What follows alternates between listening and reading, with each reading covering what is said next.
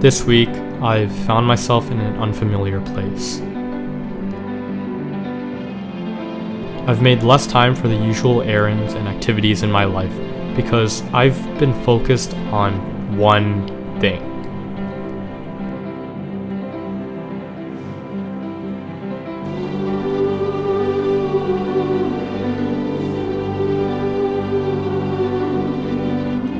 The one thing I've been very focused on was studying math. I studied hours on end, and there's a lot to unpack here, but to sum it up, I've noticed that reaching a level of concentration on a singular thing has made my brain process differently. When I finally made time for a break, and I got tired, I went outside to try to escape this false reality. But for some unexplainable, odd reason, whatever I looked at in front of me, wherever I tried to go, and everything I saw through my eyes was through the lens of math. It all comes back to me when I least expect it. This fantastical approach to thinking about things may seem cool and all, but has made me feel a little uneasy. Can I truly focus on something without math distorting what I'm seeing? This is the consequence of repeating something to the point where reality loses its natural feel. I just don't know if this whole thing is good or bad. Down in Atlanta. Well, to answer my question, the first step is to see if I'm alone. Do people interpret regular day objects differently, just like me? At the graveyard tavern, you thought you seen a ghost. It's just what the phantoms are. To figure this out, I had to take a step back and revisit my bedroom. Some of my most treasured books are on my bedroom bookshelf, and I have this unique book. That's it, Magic City. Watch them fly from the sky. It's unique due to the fact that it doesn't have many words, just pictures of random images, or as the title suggests, the Book of Things. The point of this book is that the images can be interpreted in many different ways. So today, let's see what my classmates can come up with when they see these images. Through this, I'll gain a stronger understanding, and maybe I'll be able to answer my question. Yo, what do you see? Yo, I don't know, man. There's a stop sign. The escalator. Stop. I mix it up. The first two answers of the day didn't really make me feel confident. But hey, it's the morning and people don't want to think about these abstract concepts. Okay, Trudeau, you have 1 minute to get to class. Or run out of weed. Daddy driving a tractor. That crate's lonely. It's lonely. There's nothing else around it, nothing Do you else think is you like can it. resonate with that crate? Yes, of course. I was lonely once. I was a lonely man once. There you have I it. mix it up, I poke. Gotta see how I drink it. Oh my god! Woke up feeling like Fable. Need a Georgia beach. Yo, do you guys want to be in a video real quick? So this, as you can see, this building has a lot of red paint. That's a really deep meaning. Right? And I 'Cause, think that resonates with my culture. That is really relevant because I see red. So white hand. You see, as a person that's not white, Yeah. I don't know how it feels to be white.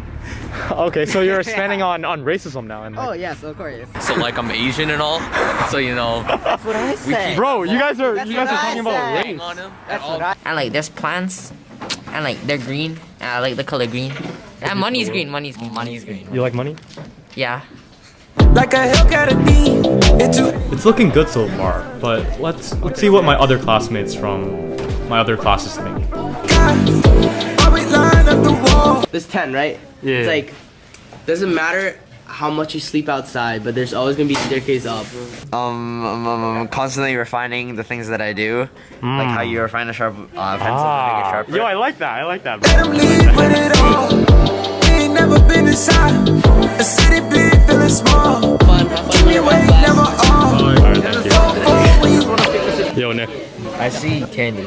There's like a lot of variations, and I love colors because I'm not gay. Oh, you know. Wait, what? There's candy. When I was younger, I used to always eat candy, steal candy from my parents. I used to eat healthy food when I was younger. That makes you happy, right? Yeah, it does. Wait, stand back, stand back. What makes you happy? My favorite fruit is mangoes. Are any of these even mangoes? No. No. I like fruit. Why? Why? Because it's sweet and healthy. Some of them. So you like Some sweet of them things? are unhealthy. No. It's too sweet. And these in here are probably like billions of years old. So you don't like old things? I love my grandparents, okay? Well, at least I'm not alone. There were some pretty interesting things that everyone had to say. When I got home, I sat down and I thought about it more. And I realized that the only reason why I would be seeing things in nature through the lens of math is because I was only focusing all my time on math. So if I followed my regular routine and I treated it like a normal day, would I still experience what I experienced? It really made me question, well, what's the purpose of routine then? Is it a good thing to step away from a routine? Or will that just block away all the realizations and thoughts I get when I only focus on one thing?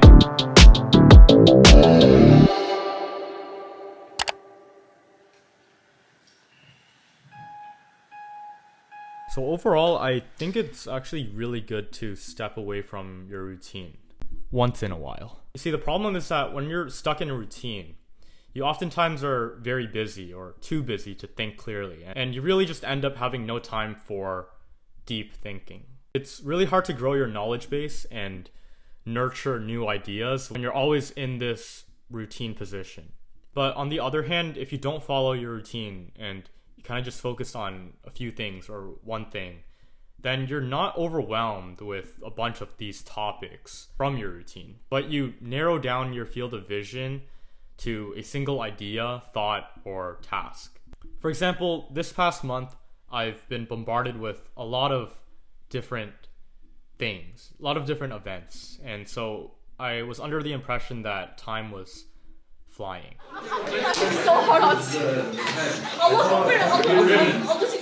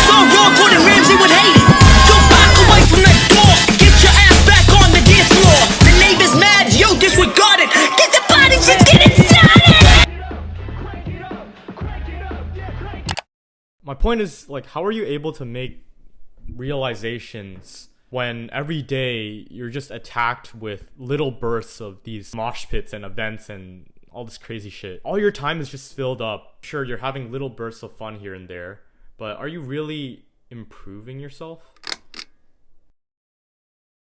My understanding as of now is that being busy and filling up your day is not a bad thing. But here and there, you need to have moments of free time where you can focus on a select few things. Life moves pretty fast. You don't stop and look around once in a while, you could miss it. Being able to slow down and focus on one profound idea is better than living a distracted and busy life with a bunch of tasks and no room for thinking. For different seasons of my life, I may be focused on other things, or I might prioritize certain things.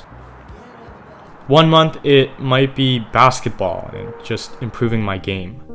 Slow the game down mentally, but also slow down your moves, slow down your defense sometimes. You can still change speeds on defense too, but the guard who changes speeds is usually the guard who is the hardest to defend, the hardest to keep contained.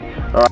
This winter, it might be improving on journaling or learning more from the books that I read. Journaling is the habit of keeping a diary or Haruki Murakami. And although Murakami's style of magical realism is very unique to him, this almost feels like a Murakami parody. Each month installs a different approach to seeing the events of my life. If you really think about it, it's like a camera lens. You switch out a new lens for each chapter of your life. Each person has a different set of lenses. Made me realize that everyone's in a different part of their life as well. This video is not so much about the problem of math distorting everything that I see, but more about change. How these ideas change the way you view nature and objects in daily life. Everything changes, and change is a good thing. Change with respect to time applies to everything in life, especially this video, whose main idea first started with a tiny math problem. Down in Atlanta, stayed at the centerfold. Downstairs my vintage dope.